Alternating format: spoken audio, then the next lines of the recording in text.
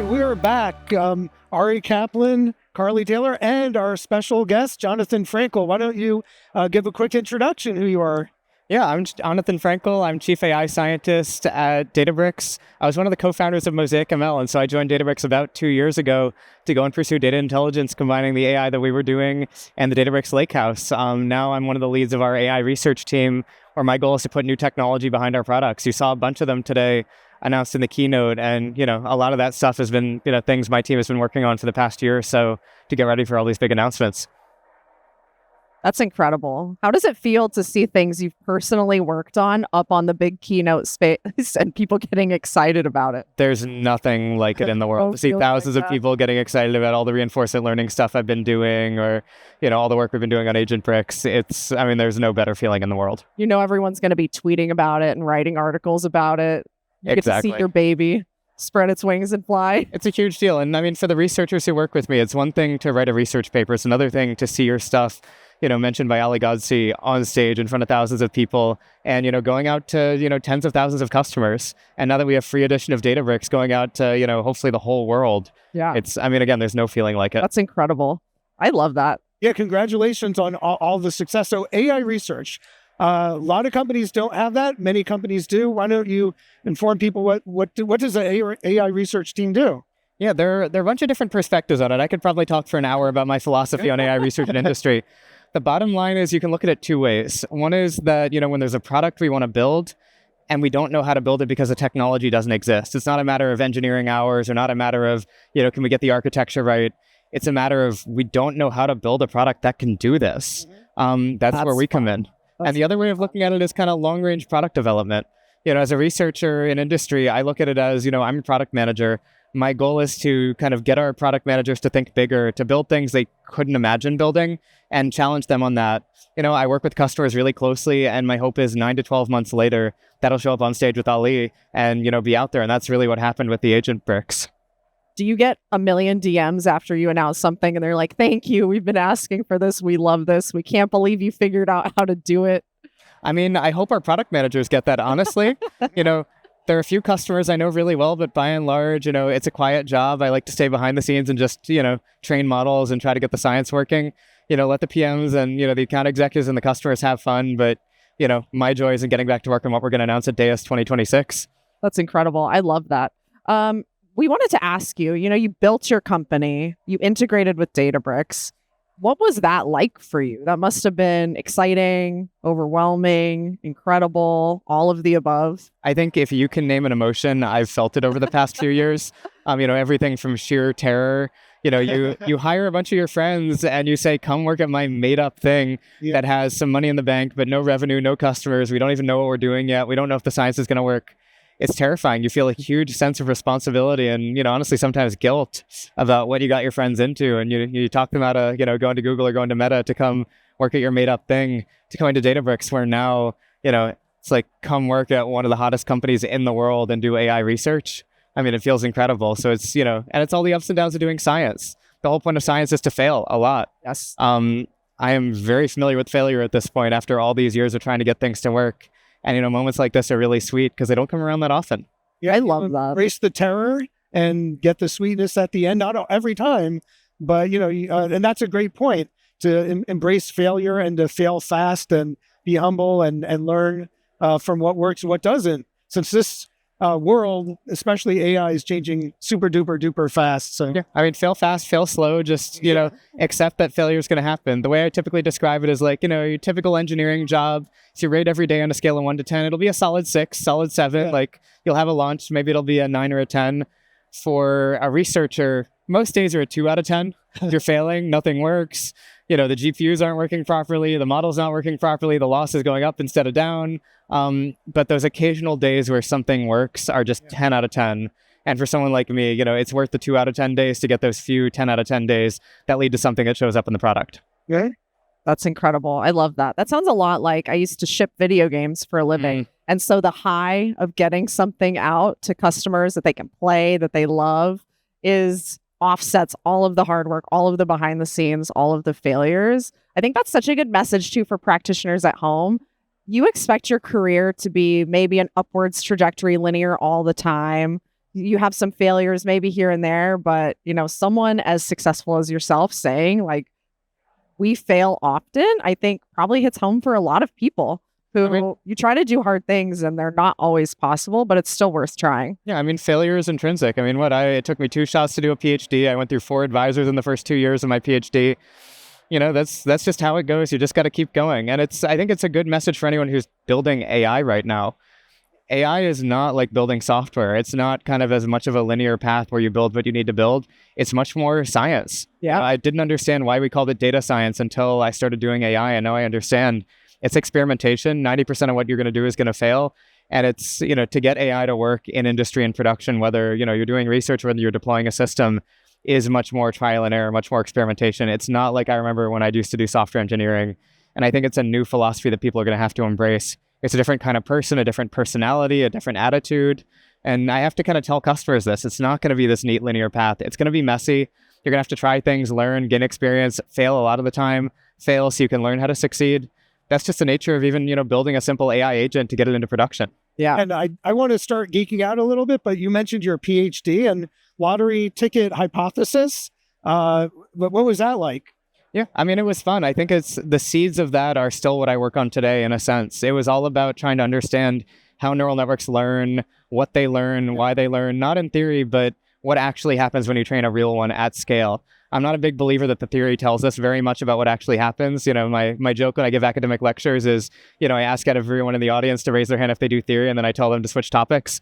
And I do mean that somewhat seriously in a sense. Like, the theory doesn't tell us a ton. You have to go and measure the real world. It's like biology.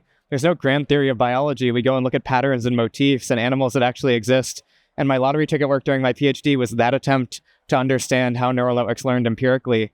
When I say that now, people say, well, of course, that's how you do it. Back then, it was controversial. If you look at the reviews for the paper, because they're public, you can see a bunch of people complaining that there wasn't enough math in the paper and that there was no proof that the ideas were universally true. And that's just not how the world works in machine learning these days. I think the world has come around to that point of view, but back then, it was controversial. So when back then, is that how many years ago? Back then, I mean, that was 7 years ago. And, the world has changed. The world is completely different. When I hear students who come and say, like, are you the lottery ticket guy? My response is, are you still in 2018? You do know that this thing called BERT happened, let alone this thing called ChatGPT, let alone everything since then. Get out of 2018 and go work on cool new stuff. Don't work on that paper. That paper's old news. That's incredible. So you were studying how neural networks learn. What is the most surprising thing you learned about what they do that we maybe don't understand? Because I don't feel like it's intuitive. Or is it intuitive? I think it's not intuitive, and that's the whole point. Yeah. I think it's accept your ignorance, believe nothing that your intuition tells you. It's all about what you can measure. It sounds so simple and so silly to say that, but I spend a surprisingly large amount of my time, even with our research team, reminding people, I don't care what your intuition is. If your intuition has predictive power, if your intuition leads you to do the right experiments, it's great. Right. But I don't believe in your intuition any more than I believe in the math. I believe in the numbers you show me and nothing else. Show me the numbers. Make sure that it substantiates your hypothesis. Otherwise, go home. And I think that's true for everybody who's trying to build an agent today. Show me numbers, give me metrics, give me an evaluation score that tells me you actually made the system better. I don't care about your vibes. I don't care about how you feel about the AI system. I don't care if you feel that, Claude is behaving better than Gemini or vice versa. Show me the numbers. And if you don't have the numbers, go figure out how to measure, or you're not going to build an AI system that will last in production for more than 5 minutes. 100%. That's kind of part of my background, my backstory, sports analytics, where you have like Moneyball, scout saying gut feeling of this player. And then you have metrics of what happened in the past. And then in some ways, predicting the future, scouts do have saying he's similar to this player that I saw develop, and this person doesn't have the most potential. But you have to be able to use numerics to understand how much is a player worth, what's their expected value into the future. Now, what's wild to me is like traditional machine learning, you have R squared, log loss, et cetera, which is a number of how much this data set fits, or the model predicts with the data set. But with Gen AI, I've heard of all different metrics, like good enough could be a metric, but what are some evaluation techniques? Yeah, I mean, it's a mess right now. I think that we've introduced a lot of order to the world in the announcements we made today and the work we've been doing on Agent Eval in the past year. But I think the place I usually start with people is, and this is a little more philosophical, but the history of science is a history of what we can measure. Yeah. It's not, big ideas in, actual theories or ideas about how the world works. It's better ways to measure. And those better ways to measure led to big ideas. Without the telescope, we don't have theories of, gravitation. Right. Without, particle accelerators, we don't have quantum physics. And so it's really about our ability to measure the world. We build a better telescope, we learn more about how the universe works. And I think that's the same philosophy I bring to empirical AI, and the same philosophy I want everybody in the world to take to their machine learning systems. You have to build better telescopes before you can actually, do science and then understand how to build a better system. The challenge with, generative AI versus kind of some of the classical machine learning, I hate that we call it classical as if it's like old and outdated. It's still the machine learning that's powering the world. We need a better term for that. But the difference is that these systems tend to be a little more kind of touchy-feely. They're not clean systems that make a numerical prediction that we can check. And we tend not to have enough experiments to be able to run things, to look at p-values or things like that and actually get something statistically meaningful out of it.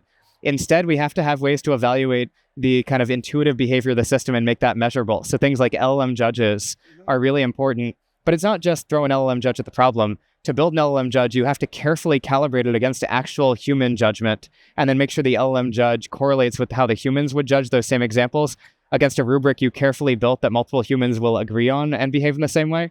So it's this long process of write down a rubric, have some humans look at some examples, make sure the humans can agree with each other, because if the humans can't agree on the rubric, then even what you're doing is probably underspecified. If humans can't agree, why should an LLM judge agree? Once the humans agree and are consistent, and you have enough examples, calibrating an LLM judge to agree with the humans. And this is the unintuitive part. For an LLM judge, you give it a prompt. The prompt is what determines its behavior. And I'll say this may be a little controversial. I don't care what's in the prompt. I don't care if it's something intuitive and human readable. I don't care if it's in wingdings. I don't care if it's in a language you can't understand. All I care about is that the judge correlates with the humans. Right. As long as the judge correlates with the humans and you have enough examples, you can have a reasonable hypothesis that that judge will work in new situations. The most challenging part, and the reason you need an LLM judge, is there are many ways for a generative AI system to give a right answer or a good answer that doesn't look the same as your golden answer. Having golden answers isn't actually that useful. Having a judge that matches human judgment, as if you can deploy a human and have it look at 10,000 examples in the future, that's the gold standard right now. We have a whole procedure that we've been building internally for kind of what gold standard eval creation looks like. We're actually working with customers to roll this out, and it's starting to show up in our products. But as a researcher, I love to go straight to the customer first, have an idea, get it working with a few customers, then go to the products and say, hey, let's ship this at scale. Yeah, I was recently at Ford Direct. Tom Thomas and their whole team made, these AI agents and AI, Genie chatbots. And one of the ways that they measured it was just like that. It was their car dealers getting insights from the data contained within Databricks and a whole lot more. But they would just survey them. How satisfied are you with a Databricks-driven response? So I actually want to push back on that a little bit, because I think you're conflating business metrics and quality metrics. Yeah. And those are very different. So a customer being satisfied or engagement is not the same as a system working well. There are a lot of ways to make a customer feel satisfied in the short term, or a lot of ways to, get a lot of engagement very quickly. You can get a system to say extreme things. And I think we're seeing that in a lot of aspects of our society today. But that's not the same as having a good quality system. And the reason why I'm calling you out on this is I see this a lot when I talk to customers. They say, like, I ask them, how are you evaluating your system? And they say, we're looking at engagement. And I have to go, no. Like, engagement is a business metric. It is a sign that your system is successful. It's not the same thing as a sign that your system is working well. If your AI system is promising, free flights to all of your customers, you're going to get great engagement. Customers are going to be very satisfied. Talk to that. And your system's not working properly. So it's very important to distinguish between those two. And I think, I don't even worry about engagement until I have some metrics that are telling me the system's at least behaving the way I want it to. There are a lot of ways to get to good engagement that you do not want your system doing in practice. Yeah, great drill down. And I simplified my answer that, there's the business side as well. But there's, one of the many ways that they would evaluate it. But that's a really good point, is that you have to make sure all different aspects, not just the technical, the engagement, the business side. If you can measure KPIs, that could be another measurement as well. Yeah, but does the system do what it's supposed to do? Yeah. And with AI, that is not a certainty. It's kind of, you need to be really rigorous about this before you deploy a system. I think the unique aspect of our approach at Databricks, compared to at least what I've seen casually in the market, just chatting with my friends and looking at some of the other companies out there, is that we take an evaluation and quality first approach to what we do. Like, if you go and use Agent Bricks today, because you can now go and use it, the first thing you get is not prompt your agent. The first thing you get is, let's think of a few examples that we really want your system to do correctly and that we really want your system to not do. It's quality first, measurement first. And then as soon as you deploy your system, first we'll build you a system that automatically that behaves according to that. But once you've deployed it, we have agent monitoring that looks at the behavior of your system against those metrics, identifies cases where your system might not be behaving the way you want it to, brings them back to the beginning for you to annotate or for you to kind of add to your evaluation, and then you can build a better system. It's closing that loop. That's the most important part. It's not going to happen fully automatically. There's got to be some human judgment there. You have to inject your beliefs about how your system should behave, but it's evaluation first. I think it's easy to say to someone, just go ship an agent and see what happens. Right. But whenever I hear that pitch, I always ask myself, you can complete any sentence you hear of someone marketing agents with, blah, blah, blah is really, really great. You can ship your agent really quickly if it works, if it behaves the way you want it to, if it doesn't go off the rails.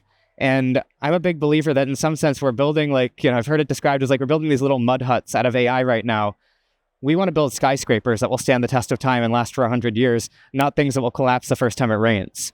If you're going to do that, you better measure carefully. You better make sure the structural loads are correct. You better be thoughtful. That doesn't mean you need to spend weeks on that.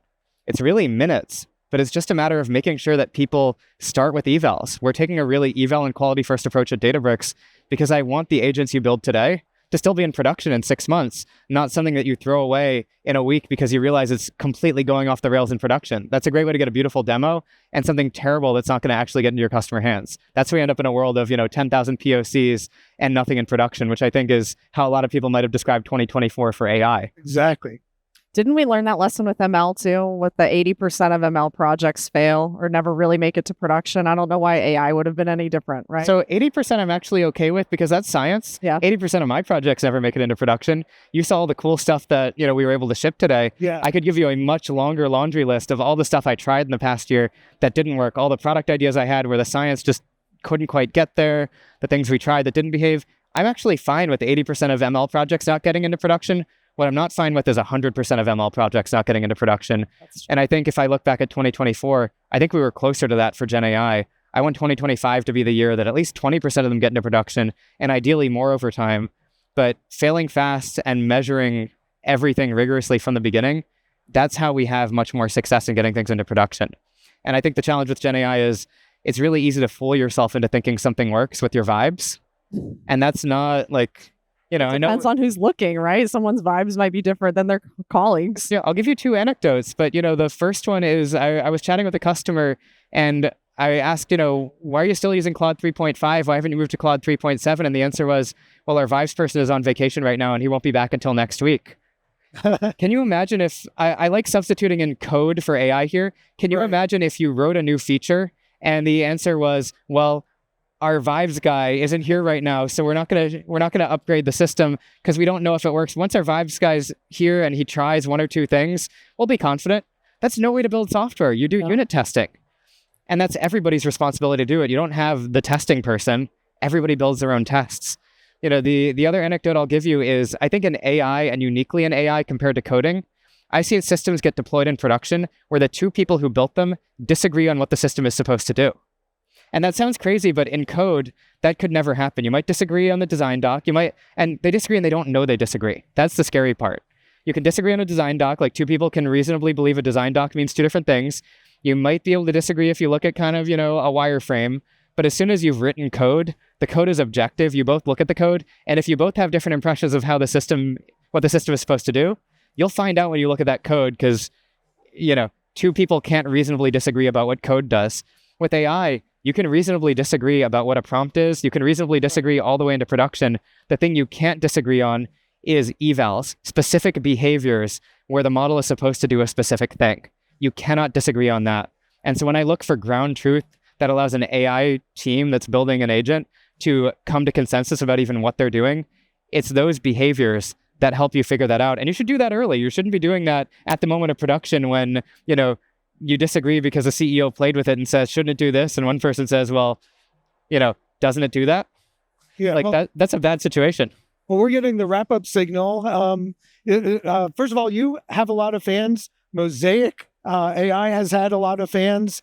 Everyone's talking about AI agentic systems. What do you recommend to the viewers, where to go next to learn more? I always say, this is the advice I give to junior folks. It's the advice I take myself. Speak through your work.